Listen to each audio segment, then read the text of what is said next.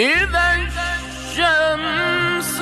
كورت وإذا النجوم انكدرت وإذا الجبال سيرت وإذا العشار طلت وإذا الوحوش حشرت وإذا البحار سجرت وإذا النفوس زوجت